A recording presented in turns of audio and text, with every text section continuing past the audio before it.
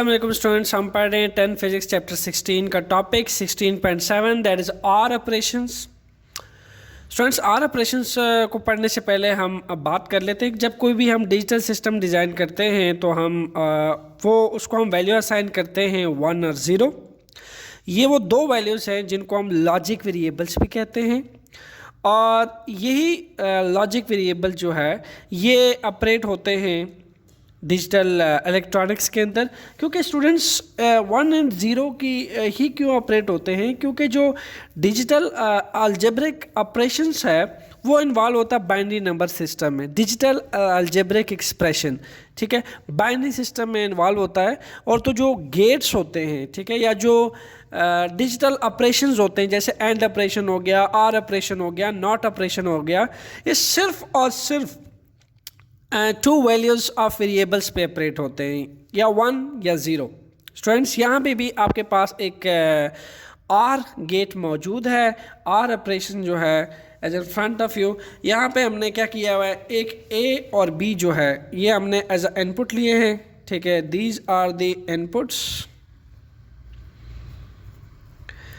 और यहाँ पे x जो है ये हमारे पास क्या है, आउटपुट, x इज आउटपुट।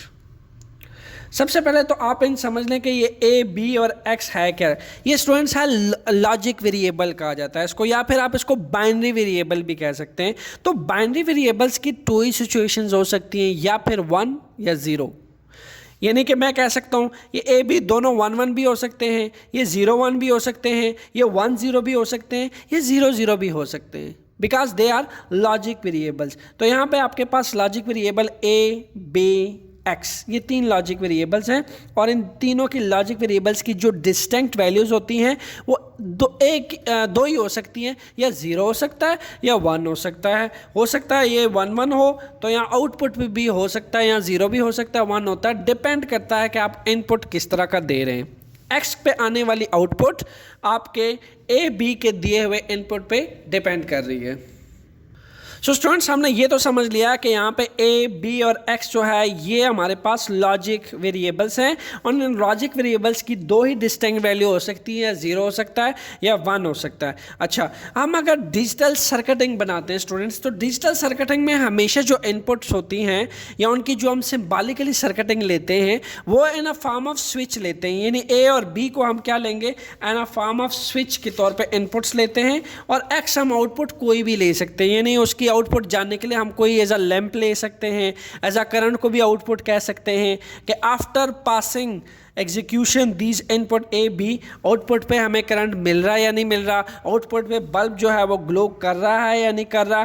तो एक्स को हम एज आउटपुट लेते हैं, ठीक है, और आउटपुट जानने के लिए या तो हम करंट को ले लेते हैं एज आउटपुट या लैंप को ले लेते हैं। और ए एंड बी जो है ये हमारे पास 2 इनपुट्स होते हैं, और इनपुट्स में 2 ही डिस्टिंक्ट वैल्यूज होती है, 0 या 1। और इन्हीं ए और बी को आप जो है स्विचिंग भी कह सकते हैं। यानी यहाँ पे ए को मैं कह सकता हूँ स्विच S1 और बी को मैं कह सकता हूँ स्विच S2।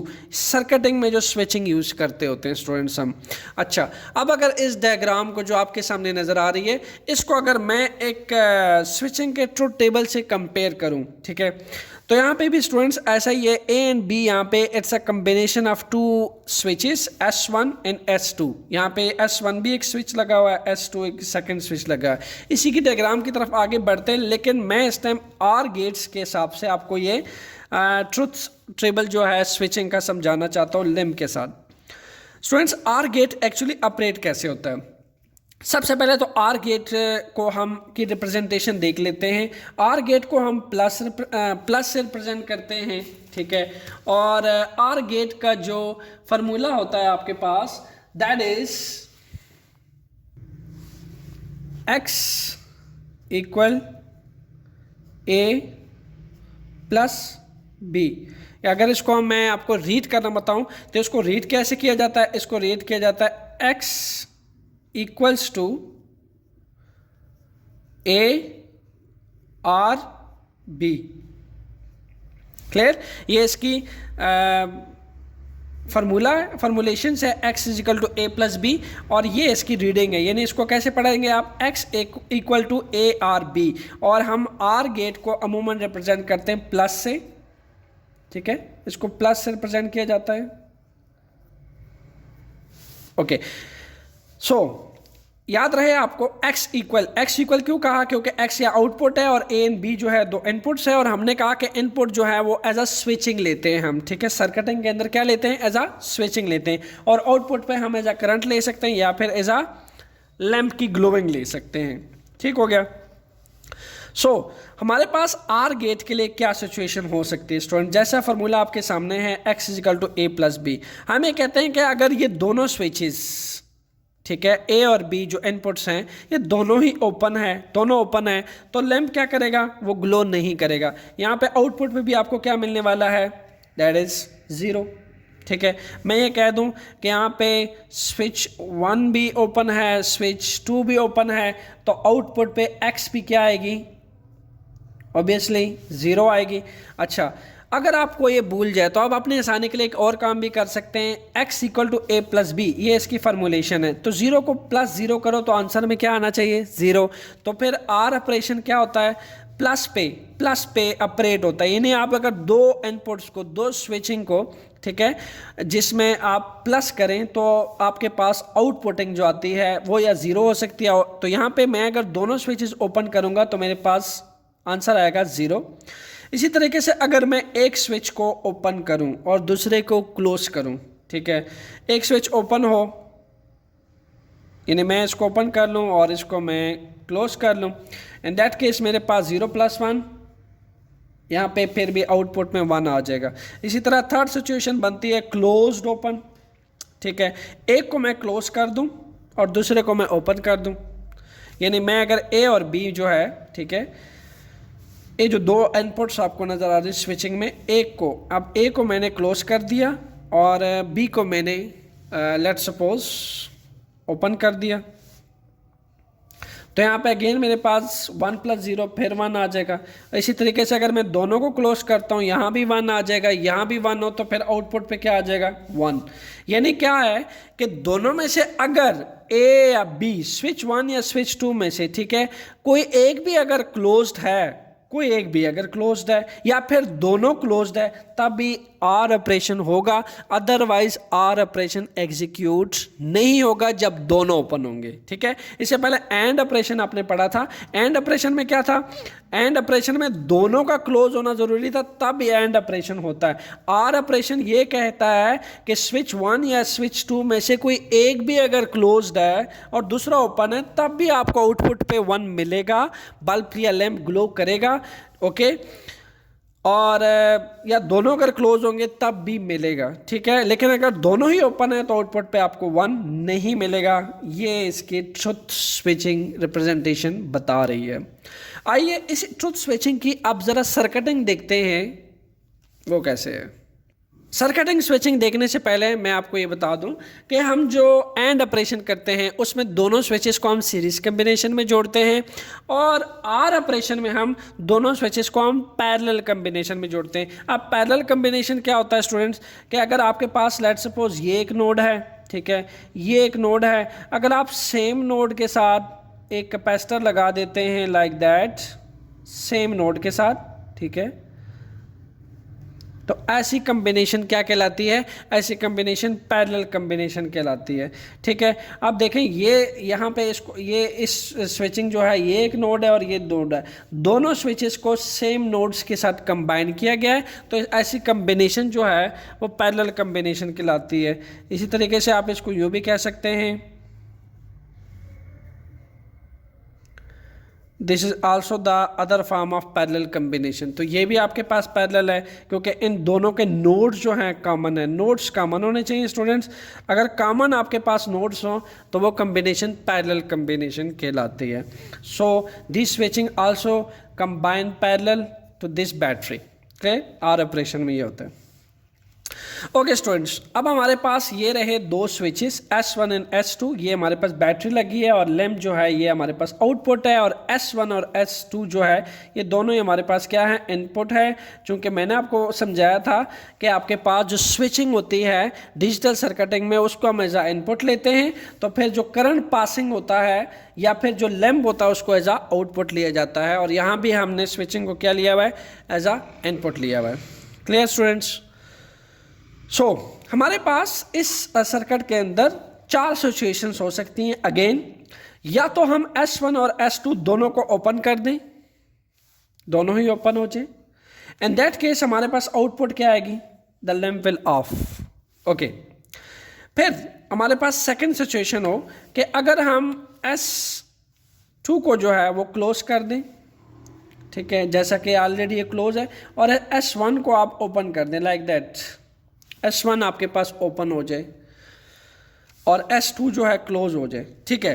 अब पता है कि यहाँ से लूप ओपन है, अब करंट क्या करेगा, यहाँ से आएगा और ओपन लूप में से पास होने के बजाय it will pass to the close loop, और यहाँ से सर्किट कंप्लीट होकर बल्ब ग्लो कर जाएगा। क्लियर? इसका मतलब यह है कि आर का मतलब है कि S2 या S1 में से करंट को जो भी क्लोज लूप मिला, करंट उसी में से पास करेगा, ठीक है। Current will be pass to the close loop as compare to the open one. S2 या S1 दोनों ही क्लोज हुए तब तो पास करेगा ही करेगा, ऑब्वियसली क्लोज सर्किट होगा।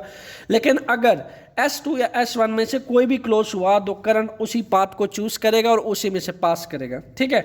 तो यहाँ पे आपने S1 को ओपन कर दिया, S2 को क्लोज कर दिया, तो करंट बजाय ये पाथ चूज करने के क्लोज लूप में से पास करेगा, सर्किट कंप्लीटिंग में आउटपुट पे आपको यहाँ 1 मिल जाएगा, यानी लैंप ग्लो कर जाएगा। सिमिलरली यहाँ पे आपने क्या कर दिया, S1 को आप क्लोज कर दिया और S2 को आप आपने ओपन कर दिया लाइक दैट। अब बजाय करंट यहाँ आने के, करंट यहाँ से पास कर जाएगा और ये सर्किटिंग कंप्लीट करते हुए यहाँ बल्ब ग्लो कर जाएगा, और अगेन आपके पास बैटरी जो है पे क्लोज लूप होता हुआ अगेन करंट आएगा, एक और साइकिल आएगी करंट की, वो फिर जहां उसको ओपन स्विचिंग मिलेगी बजाय वो पाथ चूज करने के वो क्लोज लूप का पाथ चूज करेगा and then again lamp glow कर जाएगा। सो इसका मतलब ये हुआ कि जब दोनों ही स्विचिंग ओपन होंगी, दोनों को अगर हम ओपन कर देते हैं जैसा ये है, तो फिर कोई बल्ब ग्लोइंग नहीं होगी, आउटपुट पे आपको क्या मिलने वाला है, 0। इसी तरीके से अगर एक में से एक ओपन है और एक क्लोज है तो फिर भी आपको 1 मिलेगा। अगर एक यहाँ फिर क्लोज है S1 और S2 जो है ओपन है, फिर भी आपको 1 मिलेगा। इसी तरीके से अगर दोनों ही क्लोज्ड हैं तो फिर हम ये कह सकते हैं कि आपके पास S1 S2 में फिर भी आपको 1 मिलेगा। इसी चीज़ को स्टूडेंट, ये जो लैंप का आउटपुट है इसको आप उसके फार्मूला से भी समझ सकते हैं, X = A प्लस बी, ऐसे भी समझा जा सकता है। A प्लस बी का क्या मतलब है, 0 0 of 0 + 1 on, because 0 + 1 1, okay, 1 + 0 1 1 1 1, that's it. Okay, अब अगर ये तो हमारे पास स्विच है जो हमने कॉमनली स्विचिंग का ट्रुथ टेबल बनाया, अगर इसी को हम इन इनपुट्स को अगर हम बाइनरी वेरिएबल्स के फॉर्म में लिखें, ठीक है, बाइनरी इनकी लिखें हम, तो वो कुछ ऐसे लिखी जाएगी जो कि 1 0 की फॉर्म में है, ठीक है। और अगर दोनों स्विच ओपन होते हैं तो उसकी बाइनरी बनती है 0 0। हमारे पास फार्मूलेशन है A + B की, 0 + 0 0। अगर आपके पास एक स्विच ओपन है और एक क्लोज है, for open it is 0, for close it is 1, 0 + 1 1, 1 + 0 1 and 1 + 1 1। Again आपको रिमाइंड करा दूं, अगर आपसे बाइनरी लिखना भूल जाता है तो आप इसको यूँ भी लिख सकते हैं, 2 की पावर 0 की फॉर्म में लिखी जाती है बाइनरी स्टूडेंट्स हमेशा, ठीक है, 2 की पावर्स में लिखी जाती है, 2 की पावर 0, 2 की पावर 1, 2 की power 2 up to so on, up to infinite. लेकिन आपके पास चूंकि 2 कॉलम्स की बाइनरी है तो मैं इसको 2 कॉलम्स की फॉर्म में आपको लिखना सिखाता हूँ। 2 की पावर 0 इक्वल होता है 1 के और 2 की पावर 1 इक्वल होता है 2 के, ठीक है। इसी तरीके से 2 की पावर 0 1 का क्या मतलब है, देखो 1 का मतलब ये है कि तुम 0 1 को किस फॉर्म में लिखो, एक दफ़ा लिखो, एक दफ़ा 0 लिखो, एक दफ़ा 1 लिखो, एक दफ़ा 0 लिखो, एक दफ़ा 1 लिखो, एक दफ़ा 0 एक दफ़ा 1। ये तो था आपके पास 2 की पावर 0 = 1 की एक्सप्लेनेशन। इसी तरीके से 2 की पावर 1 = क्या आता है, 1 2, ठीक है, यहाँ पे 2 आ गया। 2 का क्या मतलब है कि आप 0 को भी 2 दफ़ा लिखें, 1 को भी 2 दफ़ा लिखें, फिर 0 को 2 दफ़ा लिखें, फिर 1 को 2 दफ़ा लिखें, ऐसे यहाँ पे 1 दफ़ा लिखें और इधर 2 दफ़ा लिखें, तो आपके पास बाइनरी आ जाएगी। क्लियर?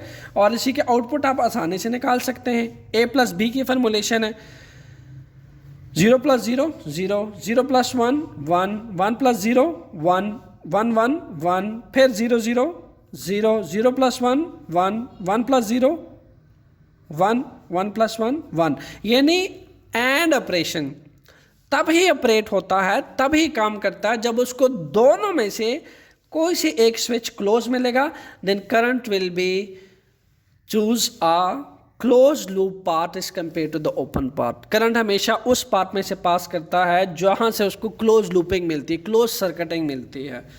तो this is the OR operations. In case of any questions, students, ask it in comment box. The answer will be in front of you within few hours. Thanks a lot. Enjoy physics.